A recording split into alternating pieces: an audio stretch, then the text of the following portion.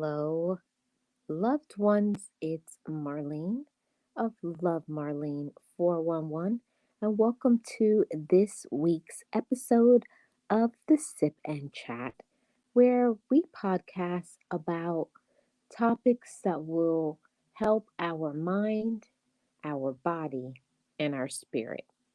And also podcasting with my wonderful co host, Miss Nexie. So, we're looking forward to this week's podcast. If you're new to Love Marlene 411, hit the like, subscribe, and share this out on all your social media sites. Okay? So, welcome into everybody. Thank you so much for being here. I really appreciate everybody's support. Now, this week we're going to be talking about the topic right here, allowing yourself to trust again after being hurt. Now, that's something that can be easier said than done because when we get hurt, when someone hurts us, depending on the severity of it, depending on how much pain they caused to you, it shows how fast you can get over it and also move on to find new love. And I think that that's important. I've heard a lot of people will say that, that person hurt me too much, and there's no way that I can move past all of this. So I see my co host, Miss Nexie, in the background. So let's welcome her to the Sip and Chat. Hello, Marlene. Hi. How are you today? Again. Again, welcome. Yes, I'm doing awesome. That's wonderful. Yeah. So, So, Miss so Nexie, I gotta ask you, ask me, Marlene. Ask me. what are you sipping on? A large cup of very nice and warm coffee because it's about to rain and it's so cold. Oh, that sounds very comforting. Now, let me ask you, what are you sipping on?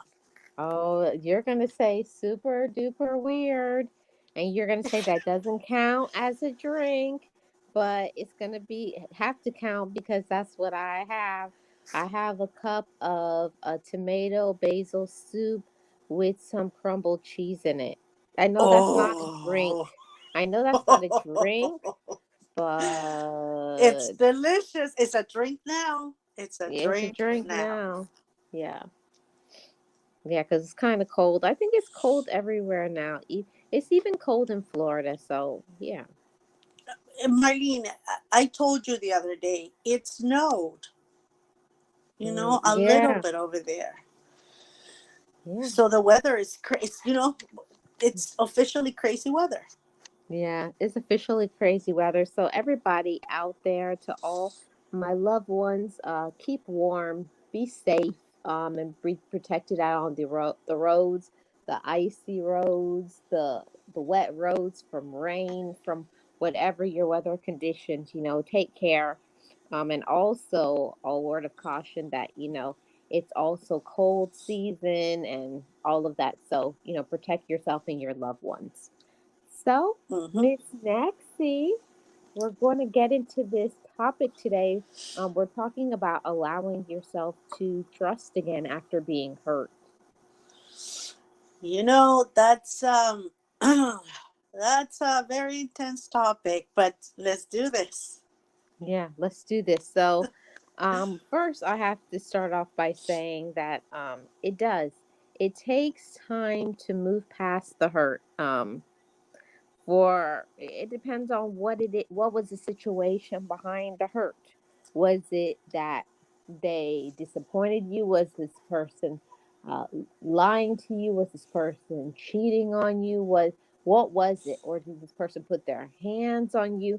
It depends on the situation, um to how fast we can heal from it, because I'm not equating that it's easier. I'm just basing it on my personal experiences that, you could be in a situation with somebody and they put their hands on you, but a person verbally abusing you can give you a complex and do certain things to you. So everybody is different, but I'm just stating from my situation that, being in a verbally abusive relationship was harder for me to handle than the physical DV Mm, situation. Hmm. mm. Like I said, this is a very complex topic, only because what it was probably okay or not as bad for you in that particular situation, it can be very, very bad for somebody else, right? Yeah. But for me, um, I feel that it was a combination of many things, right? Like I previously said to you, it's a combination of a lot of things. But I think that the verbal abuse, because no matter how I try to switch it around or see it, it was verbal abuse. Mm. Not no physical abuse at all whatsoever. I would have, I don't know what I would have done in that case, but there was a lot of it, and a lot of emotional abuse. And I don't mean that he purposely did it, right? I feel that he had a lack of connection when it came to emotions. So there was a lot of things that mattered to me, that were important to me, that hurt me, and there was no sympathy or empathy coming from Mm. him. You know what I mean? So I dealt with it for years, and I had to come to realize that it was not going to change. If anything, it was getting worse rather than better. So, So go ahead. so how did you come to terms with that? Like, you know, allowing yourself to move past that pain and hurt. I know it's going to be different for everybody. And I just want to hear what's your thoughts and what has helped you and what is currently helping you to move past that hurt. Okay. For me, again, first and foremost, when you're in the relationship, because it's so intense, right? It's another person, you're in the relationship.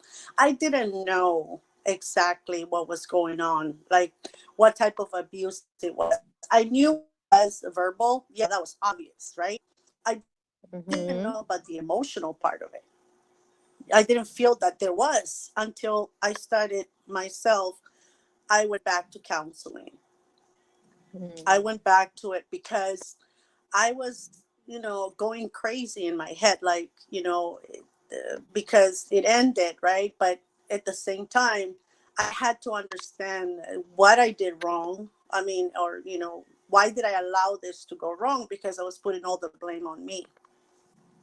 So Yeah. a combination of, if answering that question, is a combination of therapy, going back to therapy, Mm-hmm. and taking it one day at a time for me to heal me. Okay. That's pretty much it. Okay, that's I appreciate your honesty. I'm just gonna be. Can I be 100% real here? Go for it. To move past the pain and hurt from, when someone hurt me, I spent before I could break through that barrier of healing, I had to get that anger out.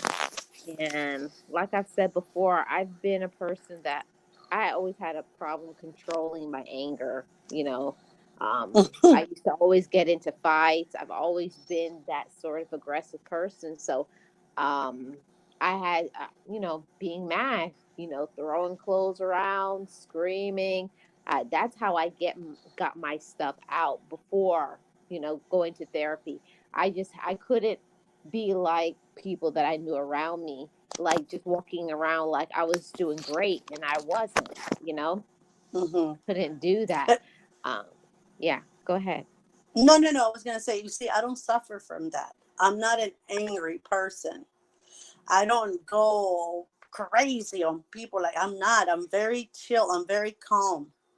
I mean, to the point that I'm telling you, if that person was screaming on my face, I would just let it happen. Like, I wouldn't stop it. I wouldn't push. I wouldn't say anything. I just let it happen. Like, I'm not an aggressive person. Like, I'm not like that. So that's what I had to work on. I was too passive, Marlene.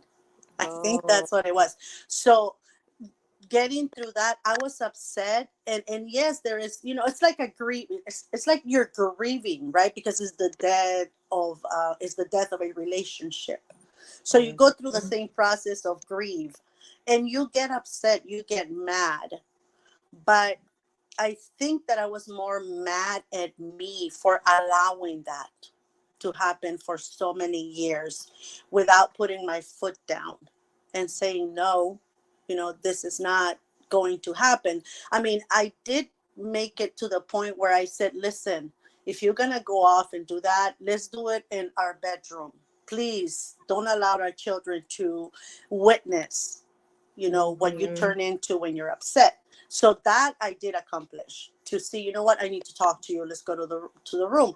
That was the only thing I was able to do as far as that.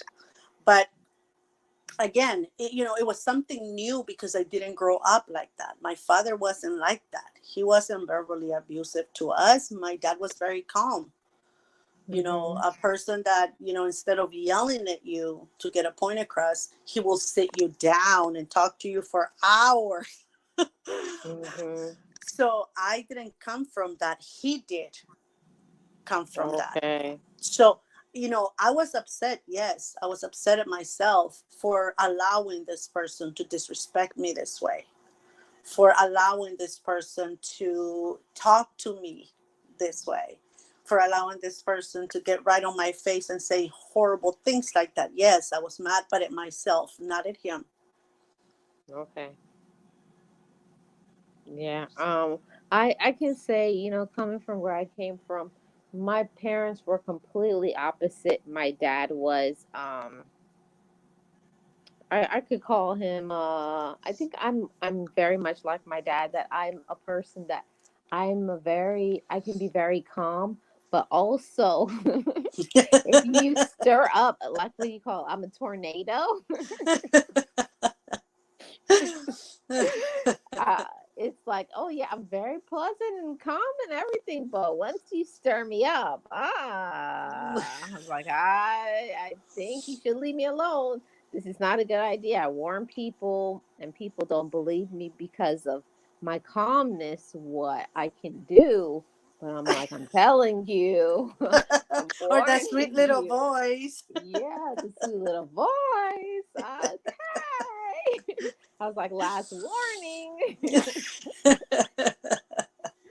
But to be honest with you, Nexi, I had to find something better than being angry and screaming and yelling and isolating myself, because that was a way that I coped with the pain and hurt from the rejection of that broken relationship. Is I stay by myself. I shut myself off. I cut myself off from everybody. And I know that that's not a healthy thing to do, but that's how I coped. No, I do the same thing. I do isolate when I'm in my feelings. Um, the only, I think, people I couldn't isolate from were my kids, because I had to be present. I was the only parent they had, right? So I had to be somewhat normal. I don't know how those poor kids saw me, but so I Yeah. had to act as normal as I could, because I had kids in the house. I had to do normal things, go drop them off at school, pick them up, or do lunches and stuff like that. But when I was not feeling well or in my feelings, I do isolate. I do. I stay to myself. I don't tell anybody what's going on. I think I've said this to you before. It's a matter of fact, my family didn't find out that, we were separated until 3 years later, just to let you know Mm-hmm. how I am. Because I needed to make sure first, I already knew it was final. There was no question in my mind, but I Mm-hmm. had to get the help that I needed to put the finality to it. Like to say, yes, it's done, over with, Mm-hmm. I'm okay, whatever he does is on him. And then go from there moving forward with, co-parenting. So, Yeah, that's that's the best way that we can do that. Nexty is we have to be okay, you know? mhm. I couldn't, And oh, I'm oh, sorry. I'm sorry.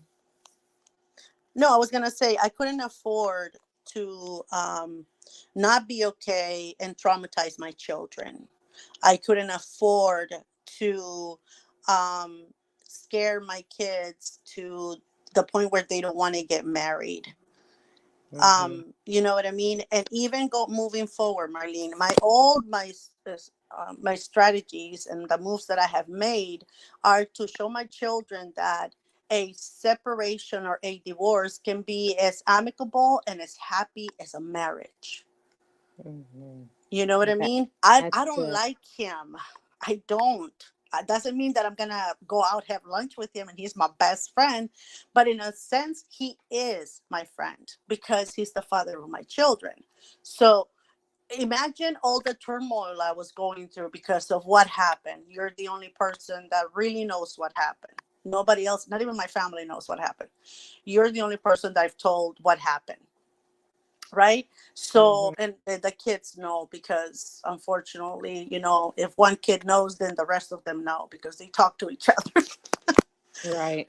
But so the turmoil I had to go through is I had to be in my feelings. I had to have my kids' feelings in my hands too, because I had to reassure them, that what had happened and moving forward. Now they had all these fears, so I couldn't afford really to be too much in my feelings until my children grew up and they started going off to college. And so I had to wait for a very long time to go back to therapy and start working on me all over again, which is why it's taking me a very long time to get back on the right side of my feelings, to put them in check, to put them in order.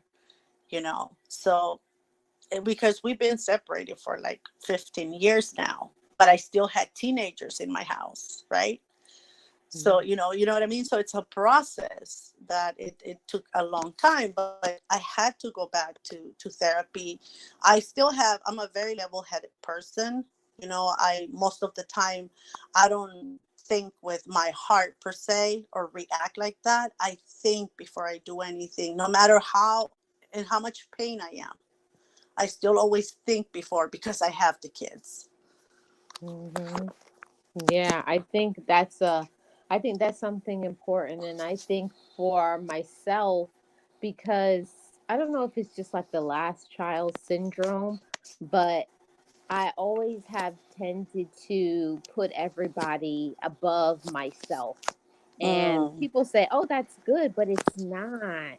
Mm-mm. That's not a good thing because and I'm not saying that to portray parents this way, but a lot of parents think that that's a very good quality and, to teach your children to always give, give, give to everybody. But I think it's important at the same time. I wish that my parents had instilled that in me, that it's okay for me to have my own time to take care of myself and for it to not just be about the person that you are with. I never had really seen my dad say, "This is my time," or my mom said, "This is my time." It was always my parents were usually together most of the time, and my mom's friends was my dad's friends. So there wasn't, you know what I mean? I Yeah, there never was. saw, yeah. Yeah, no, that wasn't the case. I will go out on girls trips, and with my friends, and we had time apart.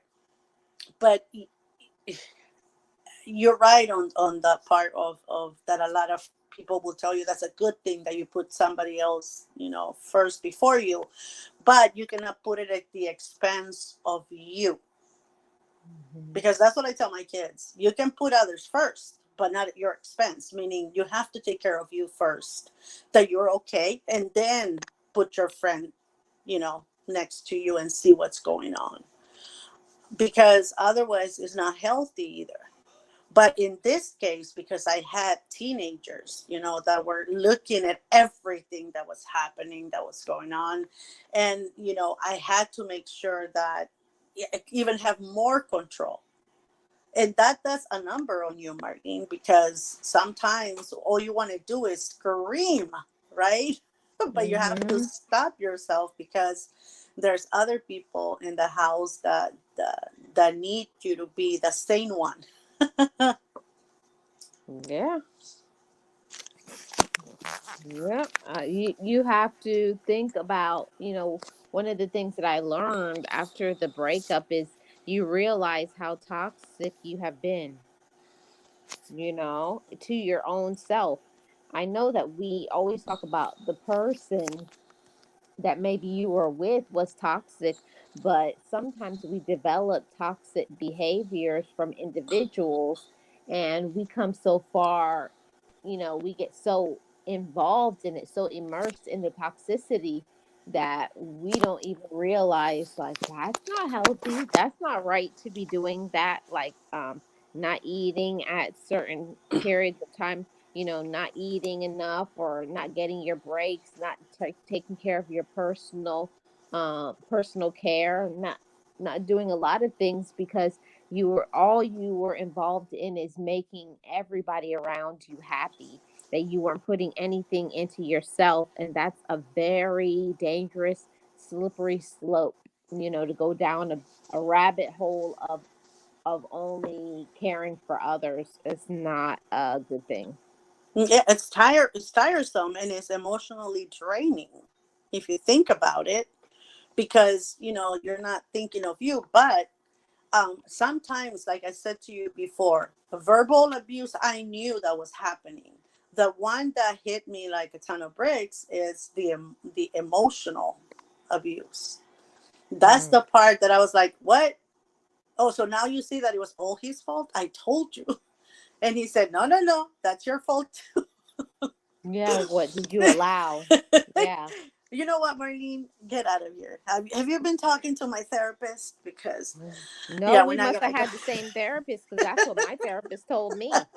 I was like, they, and they was like, okay. And when they lean back and then they cross their legs and take a pen out and start writing, you go, oh no, what did I say? What did I say wrong? No, I'm telling you, I saw the eyes that the emojis have, those little side eye looks. That's what he used to do. They used to come out of his head and just look at me like, oh, so the relationship was just him in the relationship? You weren't in it? Oh, what do you mean? Uh, Like, yeah, you know what I mean? And that's the thing, learning from all that pain, all that hurt, all that insecurity that relationships like that can have on you sometimes, coming out of all of that and emerging into something even better, at least for me, mm-hmm. now was only able to be accomplished by me going back to therapy, but me working back, finding myself back, and working on myself, on a daily basis, because this is not something that you can just turn a switch on and off. It's not like that. It's something that stays with you for a very long time, especially depending on the relationship. I was with my husband for 20 plus years. It wasn't just 5 or 2 or 3, it was 20 plus. Right. You know what I mean? So this is like, it was a lot for me. I had to go back to when I got married and start bringing that girl back out. Hmm. Exactly what I had to do.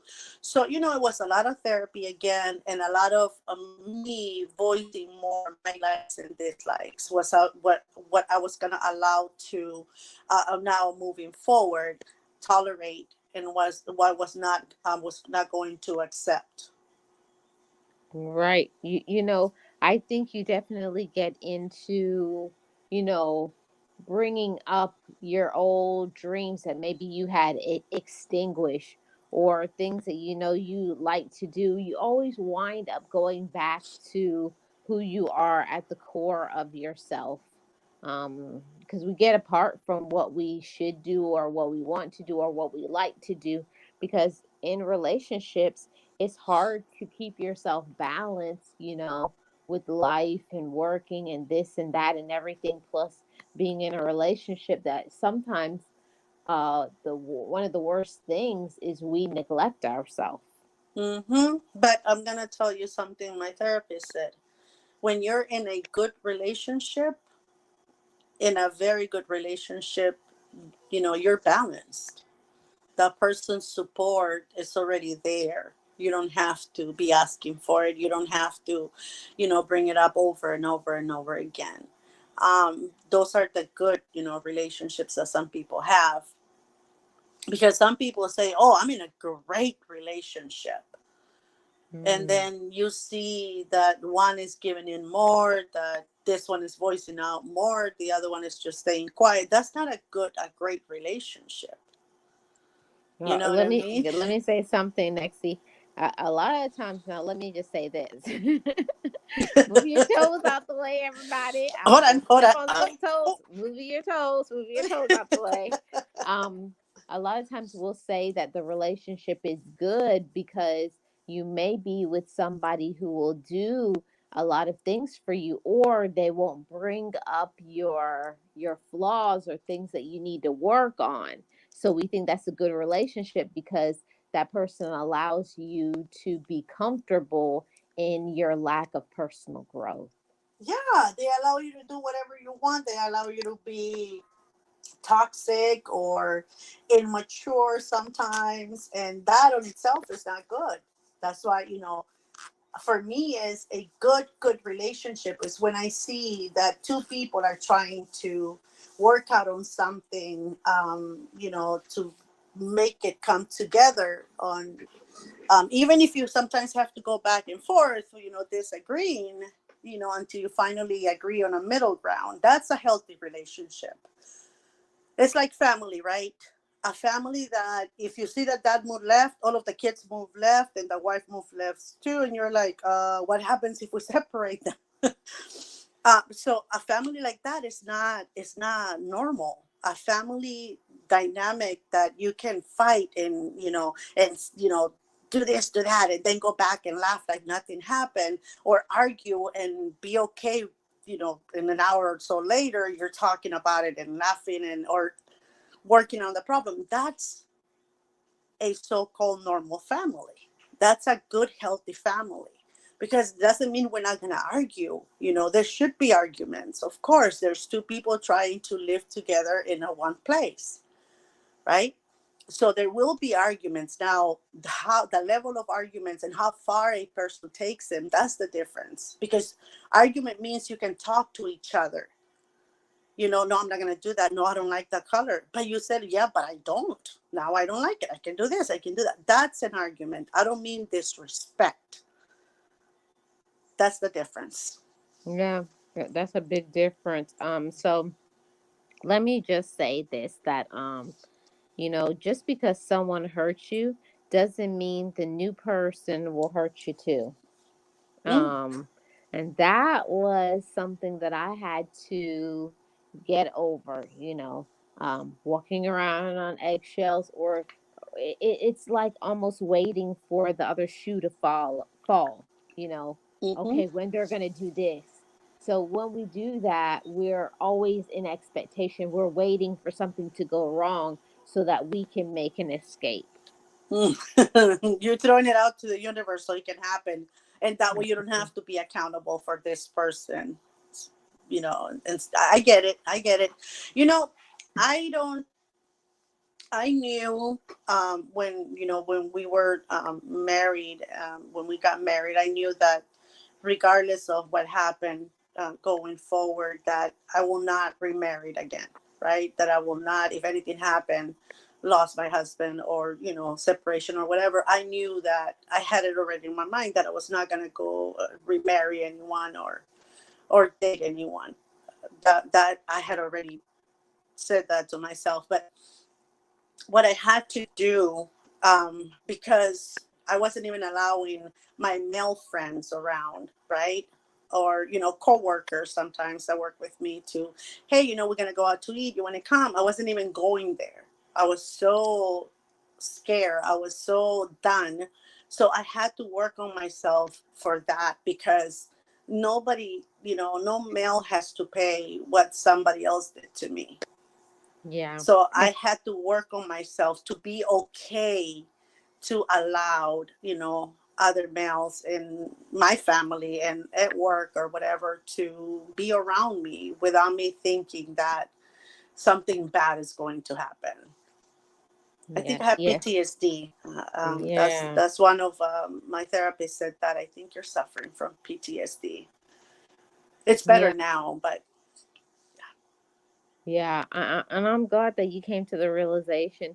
Everybody is at their own level of healing, and I think that it's so important that no matter the relationship that you have been through, even whether you choose to be in another relationship or you don't, I think it's so important for us to work on, what we were talking about earlier, accountability. What did they do? What did I do? What did I allow? And what am I going to do moving forward? And one of the things that I know for sure that I didn't do in the past is I made a lot of assumptions. I hmm assumed that they knew certain things that I liked, that I wanted, that I needed, and you just don't do that. In a relationship, you can't go by the unspoken. You have to communicate. And like I've said on many other of my platforms besides this one, that communication is going to be different with everyone. Everyone does not communicate. Some don't understand communication, but you have to get the ball rolling no matter where you are in your levels of communication. But, just saying, we need to talk about this or that, or just sharing things. It's important for me to spend every other weekend together with you. It's important that we get this. It's important that we do that. And I think those things were very important. Moving forward past my hurt, is was setting objectives, boundaries, goals that you were going to meet together in the new relationship. And that's something that I did not do before, giving expectations from the beginning and not just assuming or thinking that they knew. Exactly, and that's the thing, Marlene. It's because, like you said before, it's what we grow up with, right?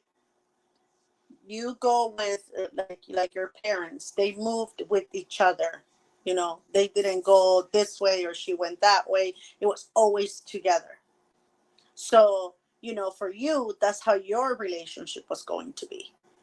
You guys were gonna do everything together, and he should have known that that's what's gonna happen, according to you. I'm Yeah. sorry, I had to say, but a lot of times, when you make assumptions, a lot of times, that's why the relationship doesn't work, because you're, if he doesn't do it this weekend, or maybe next weekend he's gonna start doing this, or maybe like Monday, maybe this Monday he's gonna start telling me how we're gonna do this. So you let it go, let it go, let it go, and that piles up, because at one point you Mhm. say, why isn't this person trying to do things with me, trying to connect with me? Why does he always want to go on his own? And he tells me, just go. I'll I don't like them. I'll see you later. Like, what's going on? So without, if you would have not assumed that it was just a, something that it was at the moment, if you would have said, you know what, let me talk to him and see what's going on, maybe things would have been different. Hmm. See, Although, see. Oh, go ahead, Nexie. no, I was going to say, although sometimes, even if you talk to the person, like I said before on the emotional abuse, even if you talk to them and they don't change, they don't want to, they don't care, that is the emotional abuse. That's the part that I was about, is that, you know, I didn't even think that that's what it was. But that's when, because they're not taking into account how that makes you feel. And some people don't change because they don't care. That's true, Nexie. So a lot of people don't care, but we can't assume, like, that was the thing for me. I always thought that the person didn't care, but one thing that I definitely learned is I had to learn how to receive that not everybody is going to love me in my love language. They were loving me in theirs. Mm. That is one of the hardest things, because right away you'll start saying that means he doesn't really love me then. But you're looking at from your point of view, how you love. This person probably loves you very much, right? But because they're not speaking your language, or your love language, you assume right away that they don't. Although some people, they don't express it at all. Yeah. And you're Not wondering. Go ahead, Marley. Sorry. Yeah, I was just saying that not everybody is a person who is an emotional person that is able to verbalize how they feel. They would be a person to just show by their actions that they love you, and then you will say, well, they never told me they love me, so that means that they don't. Mm-hmm. Exactly. And you see, for me is, um I'm not saying, I will date or anything like that. That's not what I'm saying. But let's say I did, right? There will be a lot of things that I did with my previous relationship that I will not tolerate on my new one. You know what I mean? I will have more conversations. I will have more of my input on things, my likes, my dislikes. I'm not just going to go with the flow just to not create drama, right? So, those are the ways that I improved myself, because I know that now I wouldn't be able to be with someone just, it's just someone that is there for you and expect nothing back. Yes, next, exactly. So that's one of the things that shows our level of personal growth. There are certain times where we're just not in that space yet, where we're just not there. We're just not there where we've matured emotionally, where we've matured mentally, where we allow ourselves to see our flaws and to learn how to be humble and apologize and all of those things. So it's not, you can't get there until you get there. Exactly. But it's something that you have to, first and foremost, is you have to accept your faults, what you did wrong, right? On that relationship. Because like I previously said, for me, it was, so he did this, he did that, he ruined, he. And, my therapist was just writing, and there was some smoke coming out of that little pen. And then he said, oh, wow, I didn't know he married himself. And I was like, what?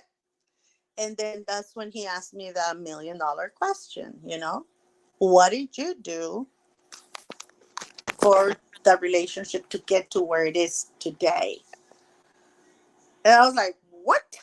Did you hear me? I said he made that mistake. So, I had to learn, Marlene, that a lot of what happened, or at least 50% of the reason why it didn't work, it was my fault. Mhm. Right? So I had to deal with that, which is something not good for me because, I'm a perfectionist. I want, like as perfect as I am, as I always say here on your platform. That was like a hard pill to swallow. Mm, I mm, I I got up and left. I was so upset because he said that. Like, how dare he? He doesn't understand what I'm saying. I think I'm gonna look for a new therapist. I don't think he heard what I said about you know who.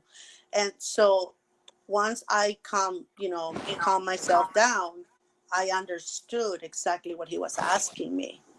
And I went back, with my tail between my legs. And I said, I'm so sorry. And he said, oh, if you knew how often that happens, I should have a mhm. revolving door in this office. Yeah, because I don't think there's anybody who wants to hear, you know, their flaws being, put front and center in front of our faces. But it's so essential for us to know the reason why our relationships didn't work out, so that okay, um, was the reason why this one ended. You're gonna have to start doing something different moving forward if you want to be in a better relationship. Yeah, and that's the thing, you have to accept the mistakes that you made, because it's not a one-sided thing. I don't care what everybody else says. Even infidelity is not a one-sided thing. What happened for this person to go look out there for something that what happened? Why did he go or she go out there, right?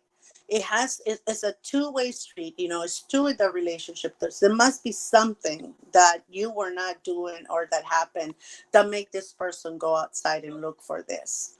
And those are the things that, like I'm saying, for me it was really hard to understand that I had, my hands in this, in the, dismantle of my relationship, of my marriage. But once I understood that, and I understood how I lost myself in the whole process, right?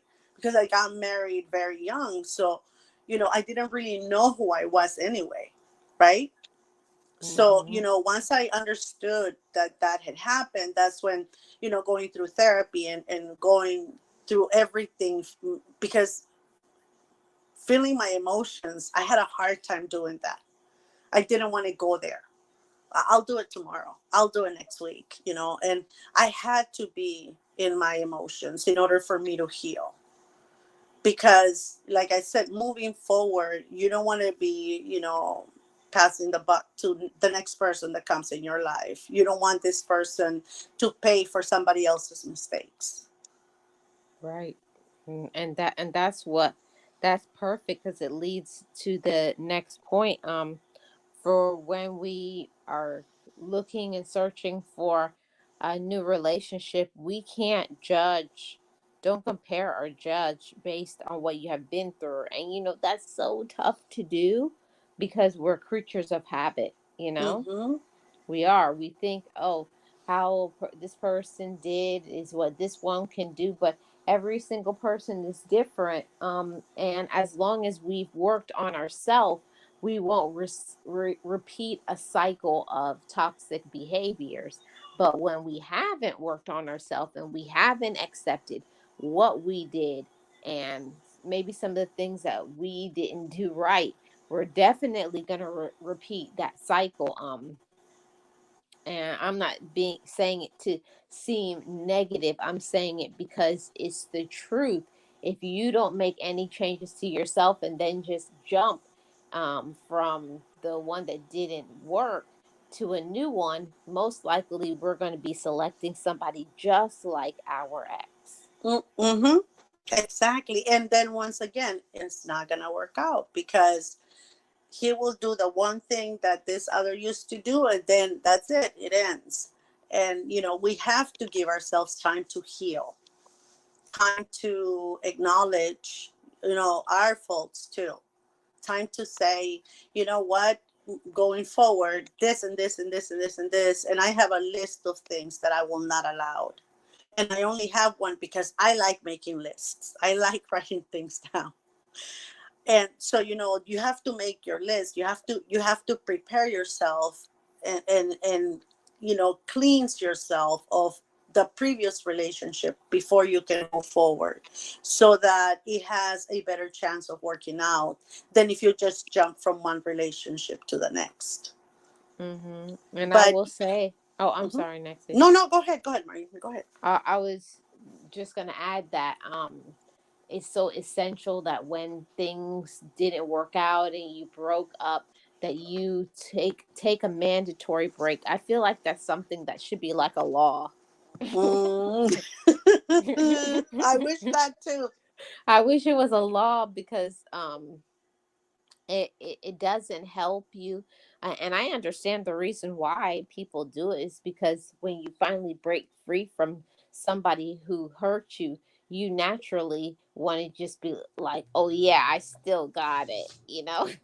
Oh yeah, I can be in another relationship, maybe because of what they've said. Oh, you can never find somebody, you'll never find somebody better than me. You know the things that they say. But Yes. the best thing that you can do, it doesn't have to be no a long break. It just a break long enough to sit to, for you to process in your mind, what did I put up with, what did they do to me, what did I do, what did I allow, what did I speak up for myself. When we give ourselves time to analyze and process, and also learn how to be by ourselves for a little while, then we can know, okay, my brain is clear. I'm not just, hopping from relationship to relationship. I know actually what do I actually want. And maybe at the time when you selected that person, it wasn't actually what you wanted. It's actually what other people, because our relatives, our friends, other people, or just we just wanted to be in a relationship, and that person came along, and it all sounded good to our ears, but it wasn't good for us. Mm, exactly. And then, you know, for me, it is hard. I think it was one of the hardest things, like I said before, to accept that, I had a large role to play on what happened, all right, on why the relationship ended the way it did.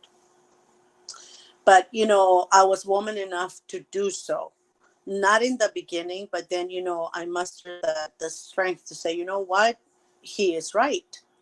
He wasn't alone in this, so there's something wrong that I have to fix with me. I cannot fix him, that's his job, right? That's his job. I cannot fix him, but I can fix me. Now, what the one thing, because I have a friend who is also a therapist, which is not the way I go to. But I have a friend. He always, we always discuss, like, because we see some friends that jump from one relationship to the next, and they're always in between boyfriends, right, or in between girlfriends. And we were talking about that, and he said, I always tell people, if you can give yourself a year or 2 years between relationships, so that you can desensitize from the previous one, you give yourself time to grow as a person and whatever. So 1 to 2 years is good. It's good enough for you, and that way hopefully the next one will work out.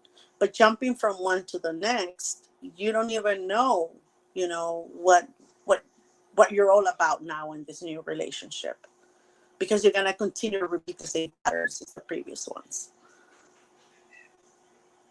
but Yes, it next. but it Oh, is I'm sorry. I important. thought you were done. Oh, no, no, no. I'm saying, but it is important for us to understand that, I'm not saying this that you have to do that. No, I'm telling, it's my opinion, right? It's not Marine's, and it's what my friend told me, and I think it's actually very sound if you think about it, because if you continue to go on, you're gonna lose yourself even more, right? And I'm about to say something, Marine, and I hope I don't step on anybody's toes. Uh But oh. Uh oh. No, I'm Now I'm putting up sorry. the emojis. I'm putting up the eyes. No, I don't want to step on anybody's toes. But, for me, um, maybe I'm a little bit old school, right? That's what they call it now. But for me, um, the idea of jumping into a new relationship right away, um, it never, I never wanted, I never had that desire because I didn't want to do that to my kids. I didn't Okay. want, to scar my kids that way. I was always thinking, if I jump, and people told me, you've been alone for like 2 3 years now, you should like get remarried, you should like start dating. But for me, I didn't want to scar them this way.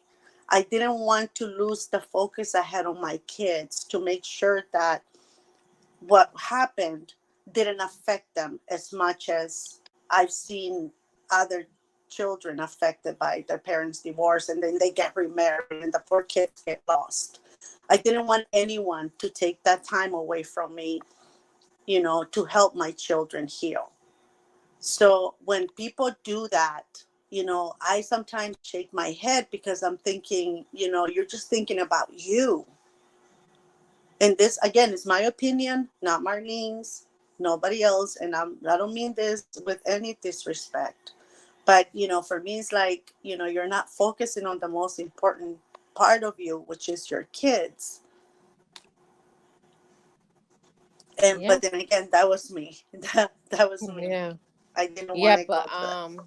you know what? I think a lot of times, Nexi, the issue also is that, you know, sometimes parents will, they are well meaning, but, trying to stay together for the kids can do a lot of damage to the children.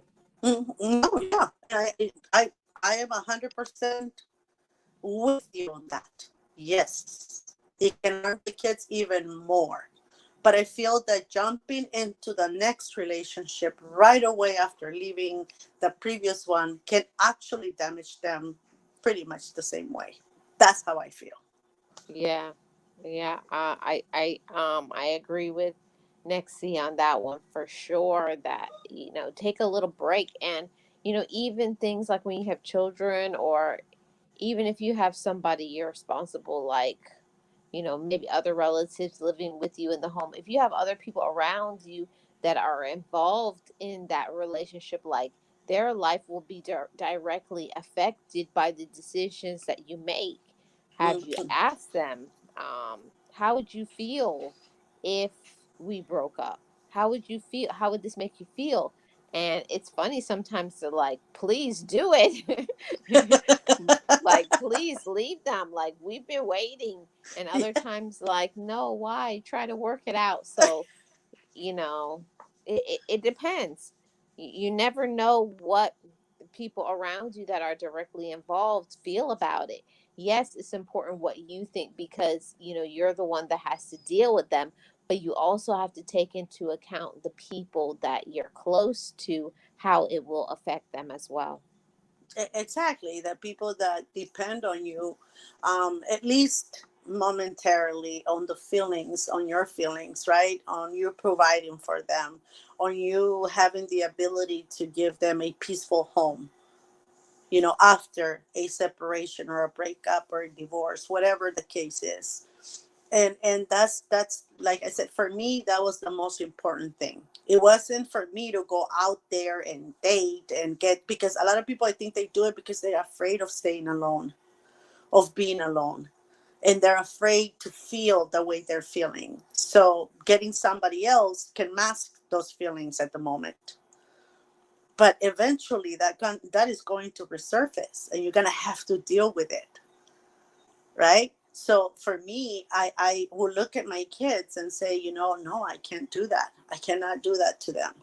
And seeing them grow up, Marlene, the way they have, they getting married, having kids, seeing that even though it was a traumatic event to see their parents, split up and get divorced and separated, it was rough at times between us, but seeing the healthy way that they had grown up, that for me is enough to say, yes, I made the right decision. Yes, and what Nexie and I talk about over here is we're sharing based on our personal experiences. Everybody is going to be different. Yes. Everybody's situation, it's based on a lot of factors. Your health is your mental status, your financial status. It's a lot of factors for the reason why you may choose to make decisions that you make. But the most important thing about this topic was for us to allow ourselves to be open again, to open our heart again and allow ourselves to one of the things that I learned in therapy is giving yourself permission.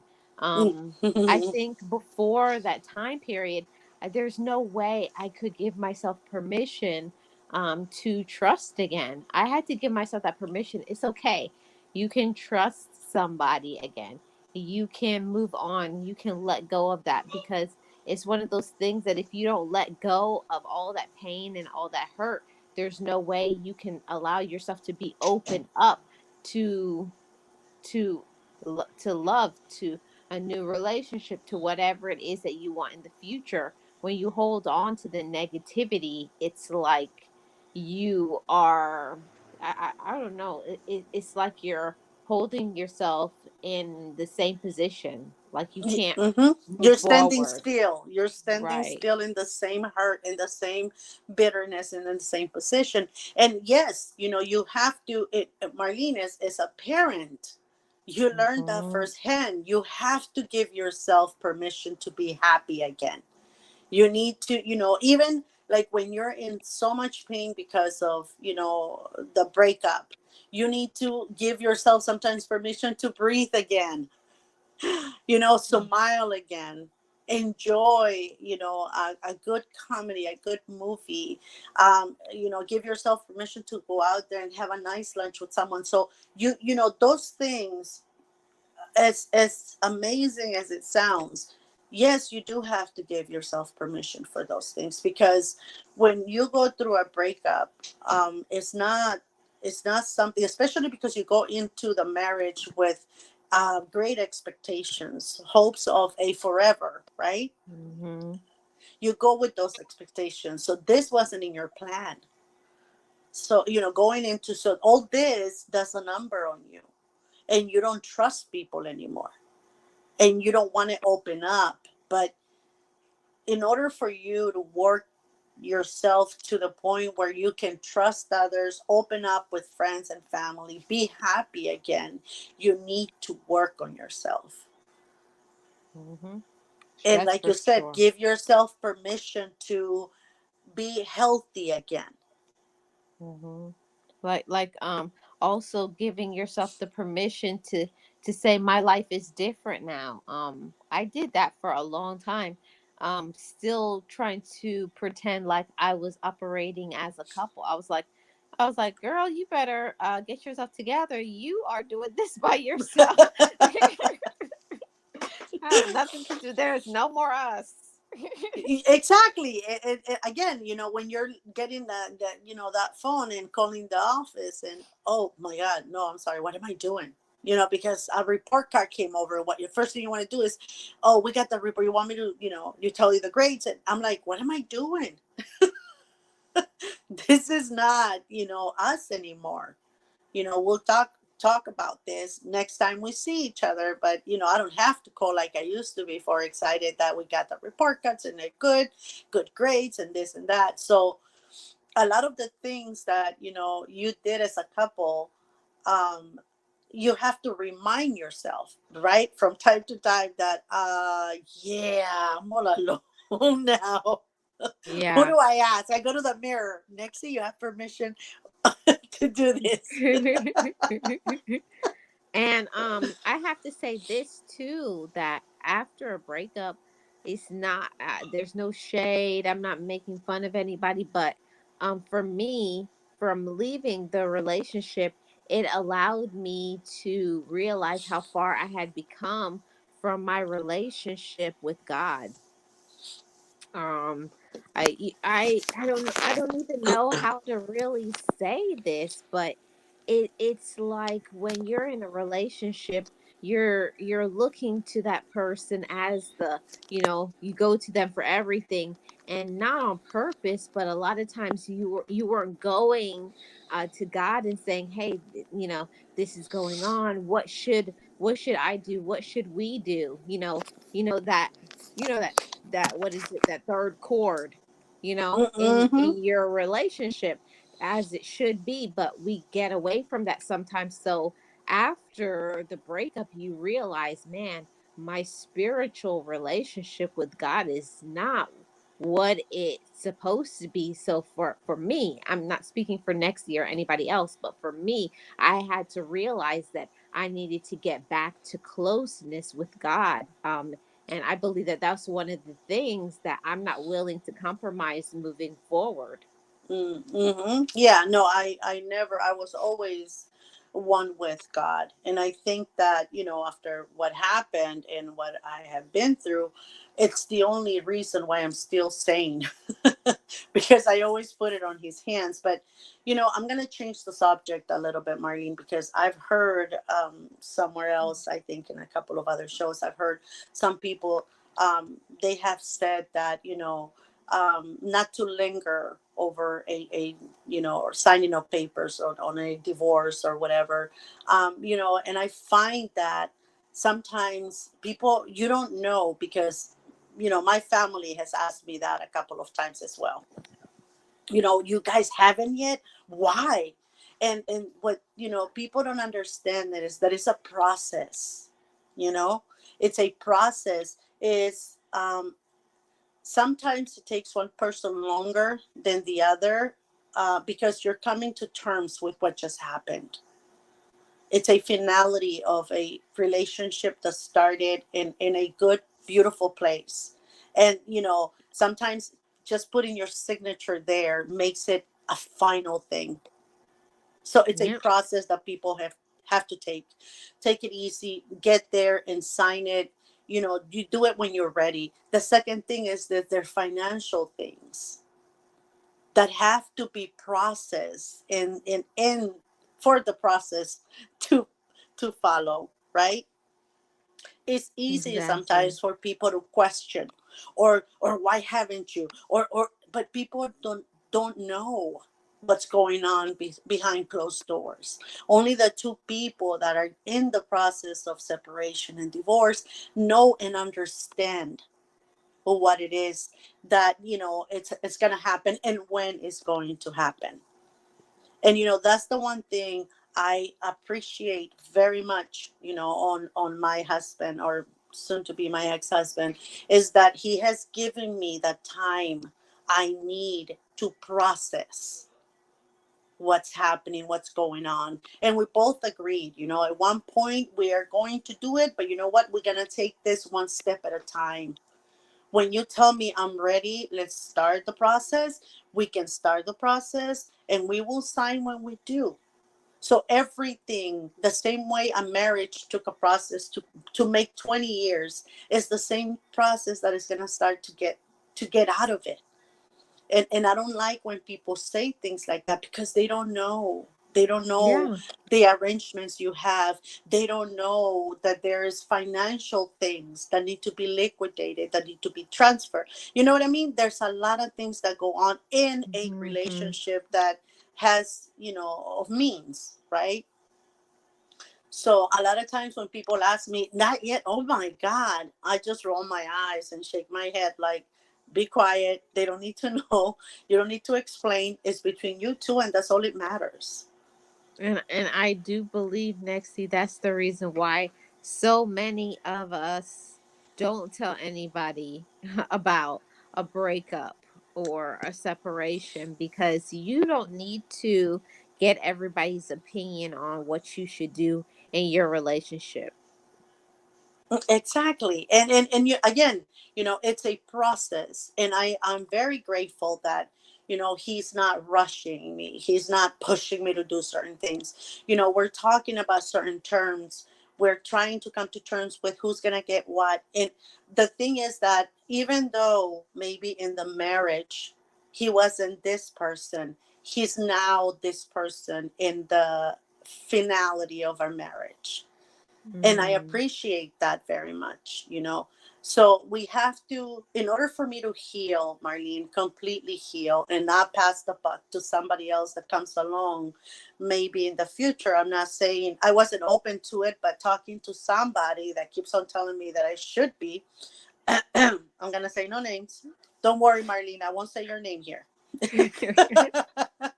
That, moving forward, I'm grateful because through that and his allowance of us taking our time to, kind of like move things the right way, and not become enemies towards the end, right? He's allowing me to heal, and then my next relationship I will treat it a different way, and I'm going to treat it already healed. Mm-hmm. Yeah, that's so important. And, that's one of the reasons why we do these topics here on the Sip and Chat. To not just for ourselves, because these conversations are very good for ourselves too, because it's like therapy when we talk about these things, but also sharing it helps others to think, oh, I went through something like that, or I know of somebody that they went through that. It kind of gives us a little bit of a back, you know behind the scenes, because not a lot of people to open up and want to talk about breakups, because it's a very sensitive topic, right? Mm-hmm. But it's very important to talk about, because like one of my wonderful mentors, what they told me, said there's always hope, but we are the ones that have to believe that it exists. There you go. That's exactly it. And we don't mean hope of reconciliation or hope of getting back. No, hope that even though this, people say, like, why a heartbreak doesn't kill you, right? Because it's so painful. And I should have not said that, but end you. I should have said end you, Mm-hmm. because, it's so painful. Why doesn't that end you? Right. So we're, Mm-hmm. we're doing these topics so for people to understand that even though we know there it's excruciating pain, because it is a painful situation, and it doesn't end you, but now the difference here is moving forward. Are you gonna let this Mm-hmm. affect you? That's why we do these Mm-hmm. topics. I am someone that believes in um you know not giving my fears or my doubts, or my whatever I'm feeling like negativities to somebody else. That's who I am. I'm always trying to not pass that, the cross that line with anyone, and not give sometimes my the 2 cents that they don't need to, because they're probably already scared. So we do these topics so that you can understand that separating from someone that you've been with, it's it's complex, as scary as it is to begin a new relationship. The ending is pretty much, the hardest thing you're going to do. Hmm. That's the hardest thing that you're going to do, but we just want to inspire. I know that it's tough. I know it's hard. And especially if you're not getting support and all of those things, but you're going to be okay.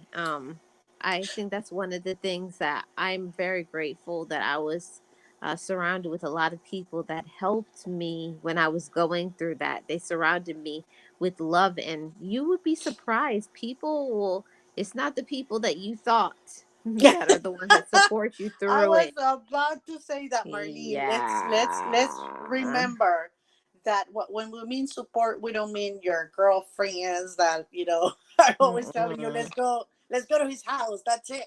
No, we're talking about the right kind of support.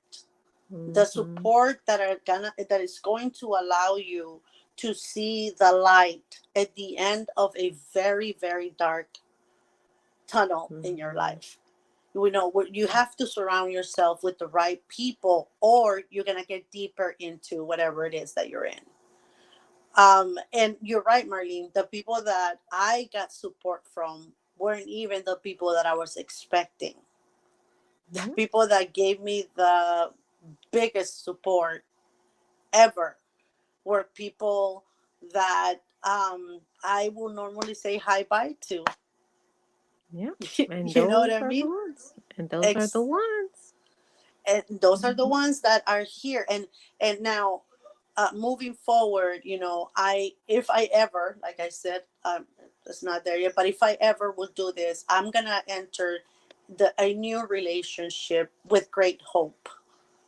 If Mm-hmm. I would have done it right after I got separated, it would have been chaotic. I would have been Yeah. negative. I would have been close.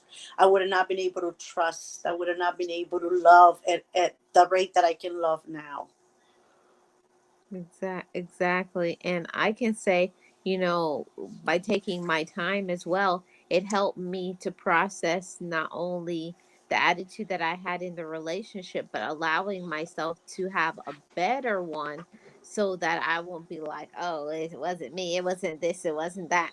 Like to say, yeah, there are some things, yeah, that is me. I own that. And I can see my personal growth in that. And I'll say that I'm proud of myself and I'm proud of anyone who has the courage and the strength to leave toxicity, to leave a relationship that you're not growing in, a relationship that person just isn't what you need. It could be, it's nothing wrong with that person, but it's just not the right person for you. So it's about choices, it's about accountability, it's about loving our own self and respecting ourselves, and say it's okay. It's okay to allow myself to trust again, regardless of being hurt. So, another great topic, Miss Nexie. Thank you so much. Thank you for having me, Marlene. And that is, that is the whole thing, is that you cannot say, oh, I got through this. Oh, thank God, that's it. No, you have to pump yourself up and say, you know what? I got through this and I'm a better person because of it.